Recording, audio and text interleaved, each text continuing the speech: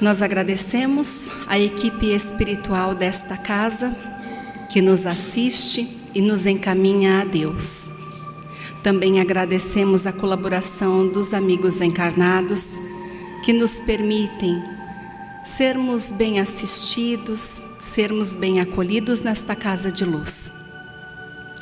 Senhor meu Pai, que possamos chegar a Ti através dos nossos pensamentos, que estejamos unidos, lembrando de Jesus, e que o Mestre radiante esteja entre nós, que eu possa contar com o mentor Erasmo, que ele conduza o trabalho da forma que achar mais conveniente.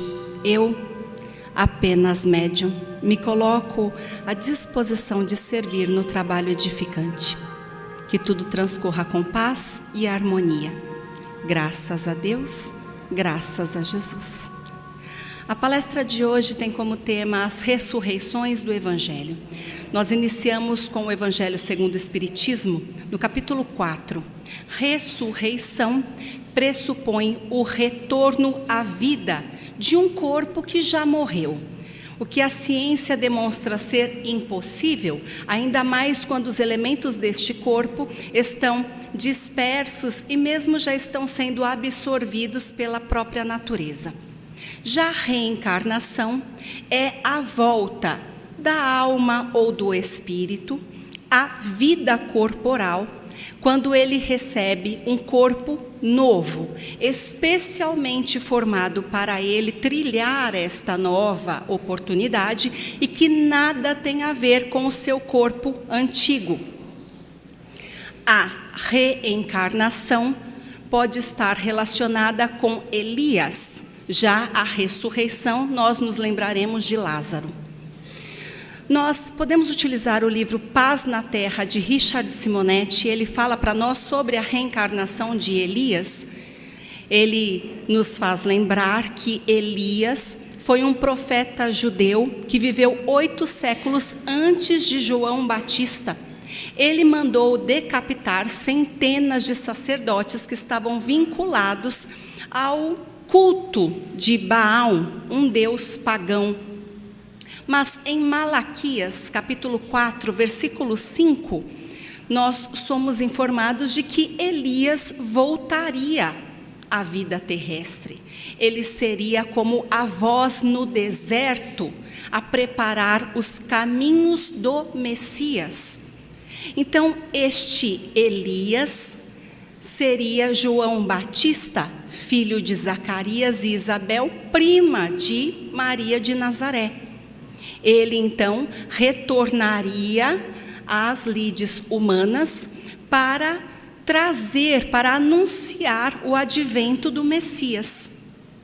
Em Mateus 17, quando os discípulos questionam ao Mestre Jesus como seria possível e quando seria possível a vinda de Elias, Jesus faz uma referência com João Batista, afirmando: Elias já veio e não o conheceram, antes fizeram com ele tudo o que quiseram. Com isso, os discípulos souberam que Jesus estava falando de João Batista, que nesta ocasião já havia sido decapitado a mando de Herodes Antipas. Os escritores, em se tratando disso, Elias e João Batista, costumam também fazer uma referência à lei de causa e efeito, deixando claro que assim como Elias mandou decapitar centenas de sacerdotes, ele passa pela lei de causa e efeito, atraindo para si a decapitação a mando de Herodes Antipas. Mas continuemos.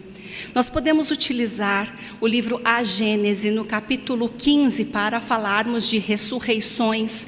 Então, nós falamos de reencarnação e agora vamos falar sobre ressurreições. No livro A Gênese, capítulo 15, um trecho do Evangelho. E agora nós falamos do Evangelho de Marcos, capítulo 5, versículos de 21 até 43. Existia um chefe da sinagoga de nome Jairo. E Jairo foi até Jesus se atirou aos seus pés e ele suplicava: Senhor, minha filha está prestes a morrer, vá até ela, impõe as suas mãos para curá-la e salvar sua vida. Jesus foi com Jairo, acompanhado da multidão, mas muitos diziam: sua filha já está morta, por que dá ao mestre este trabalho de ir mais longe? Mas Jesus olhou para ele e disse: não tema, crê apenas, sua filha não está morta, está adormecida. Jesus vai até a casa de Jairo. A multidão o acompanha, mas ele pede que todos se retirem, ficando apenas ele, os pais da menina e alguns discípulos. Jesus se aproxima da menina, coloca as mãos sobre ela e diz: minha filha, levante, eu ordeno. Neste instante, a menina se levanta.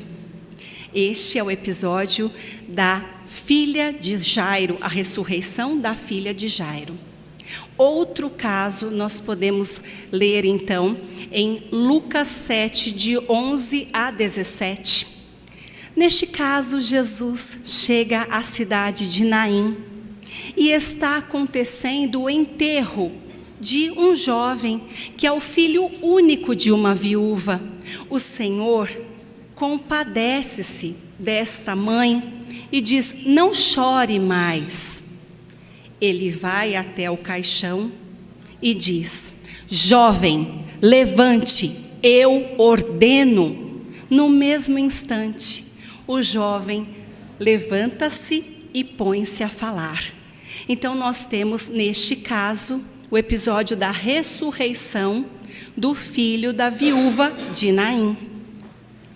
Nos dois episódios, no livro A Gênese, então, Kardec nos explica que o que acontece é síncope ou letargia e nos faz recordar que naquela época os sepultamentos eram imediatos.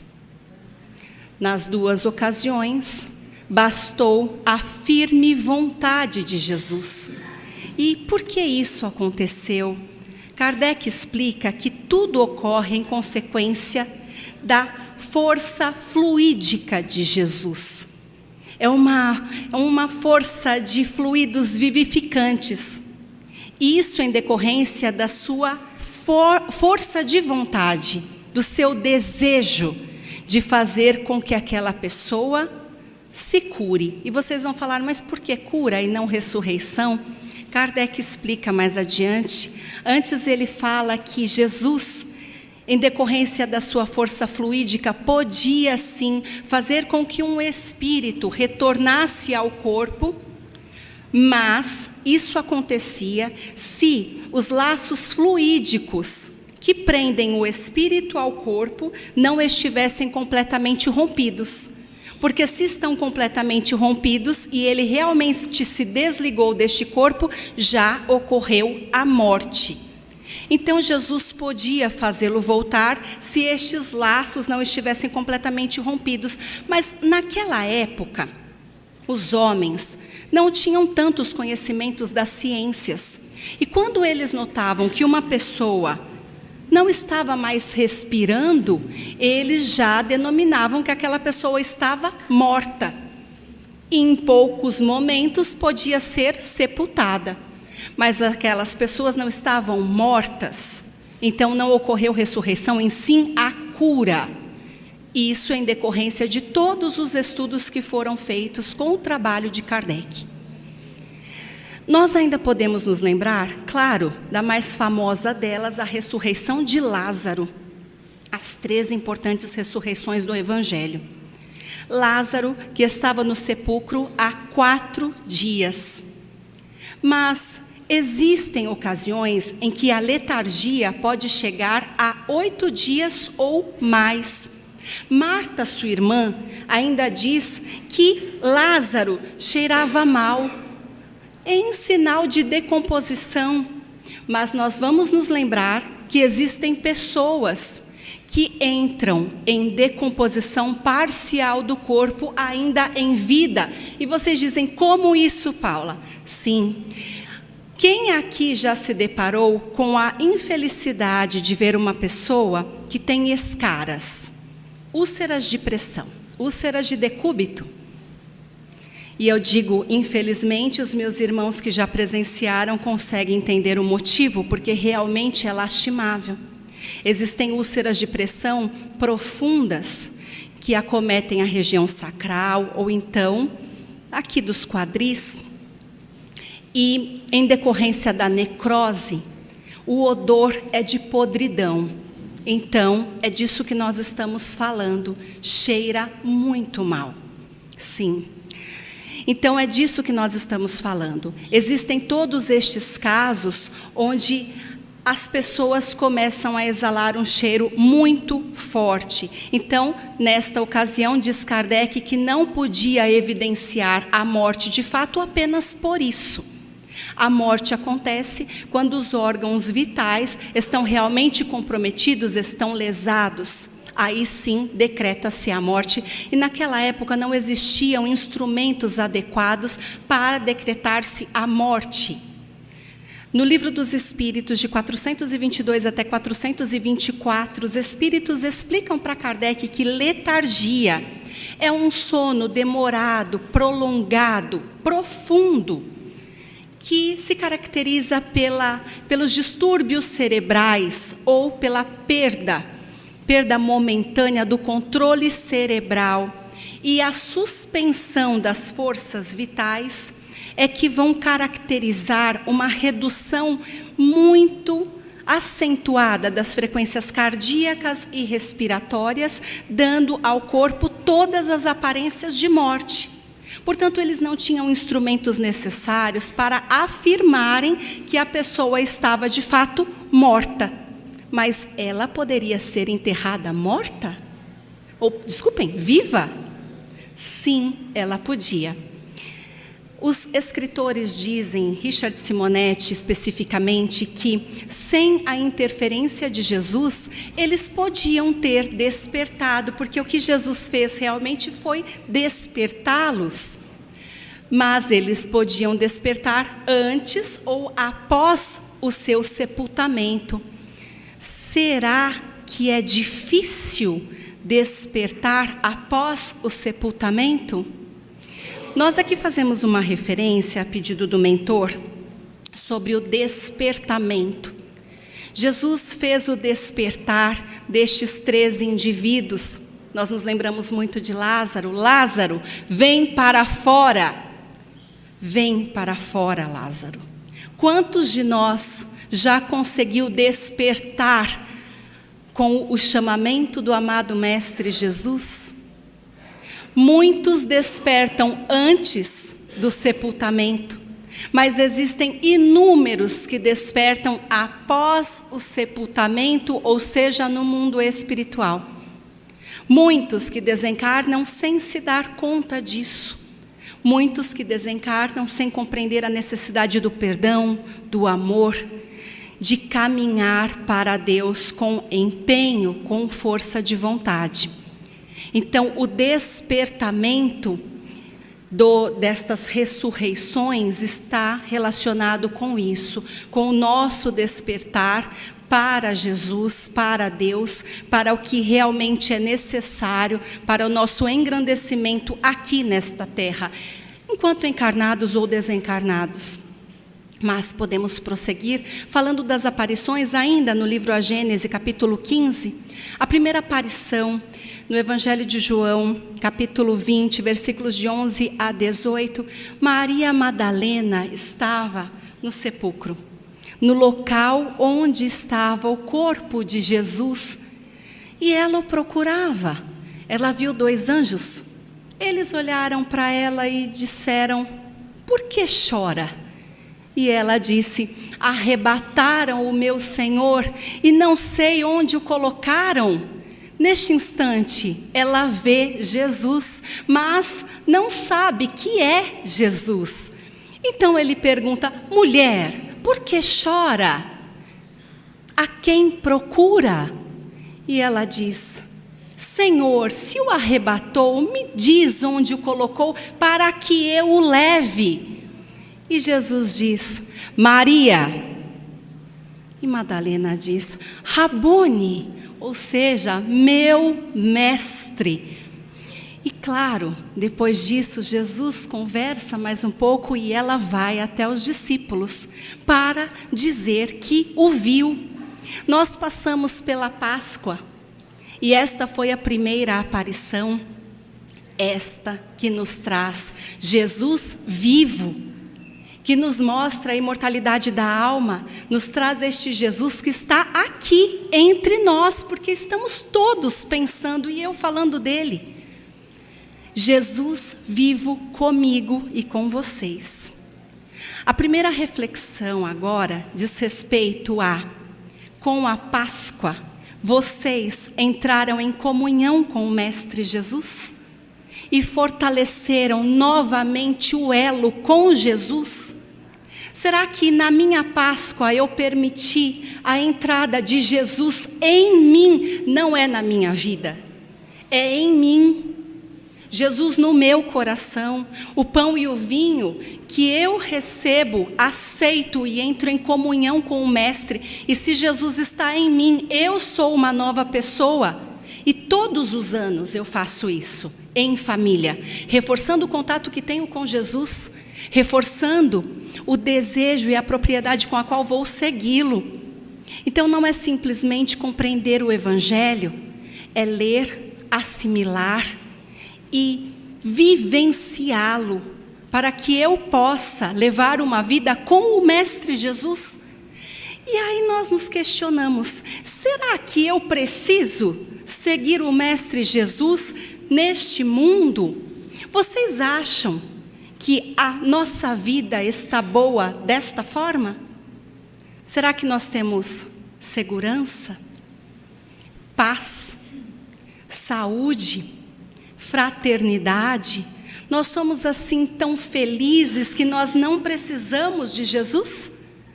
Ou será que eu só vou me tornar boa o suficiente com Ele? E se de repente todos nós que estamos aqui manifestarmos esta vontade de segui-lo, seremos um grupo ativo no bem e podemos fazer algum tipo de diferença por aí? Eu creio que sim, espero que vocês também creiam nisso. Com as aparições de Jesus, e foram 40 dias de aparições, 40 dias em que o Mestre se revelou com o seu corpo perispiritual. Todos os evangelistas trouxeram relatos sobre as aparições do Mestre, com detalhes, o que nos faz acreditar sem dúvidas em todos estes fatos que eles relataram. Jesus, que aparecia e desaparecia do mesmo modo, Jesus que era visto por uns e não por outros, apenas por aqueles que ele desejava que o vissem. Jesus que adentrava lugares fechados, onde um corpo físico não conseguiria penetrar. Jesus que tinha a linguagem breve, mas sentenciosa, própria dos Espíritos. Jesus que tinha aparências diferentes, mais apropriadas ao mundo espiritual. Jesus que tinha uma visão que trazia certo medo, uma certa curiosidade por parte dos seus discípulos que não conseguiam tratá-lo com a mesma liberdade. Tudo levava a crer que Jesus era de fato espírito iluminado e excepcional, a brilhar na terra por 40 dias. E a reflexão que fica é: eu desejo permanecer com o Mestre Jesus, ou melhor, eu desejo que Jesus permaneça entre nós durante todos os dias de mais este ano, porque eu renovo esta comunhão na Páscoa. E eu permaneço com Jesus durante todos os dias do ano. As aparições reforçam isso, que Ele esteja presente entre nós hoje, que Ele esteja presente entre nós para sempre. Mas sou eu que permito que Jesus esteja entre nós. Você permite, minha irmã, que Ele esteja entre nós? Você permite, meu irmão, que Ele esteja entre nós? Nós permitimos quando solicitamos o amparo do amado Mestre Jesus. Quando nós solicitamos, quem está em casa, solicita a presença de Jesus no lar.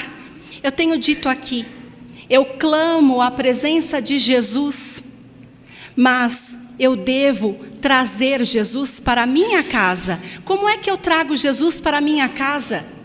Com o seu evangelho. Quantos aqui fazem o evangelho no lar?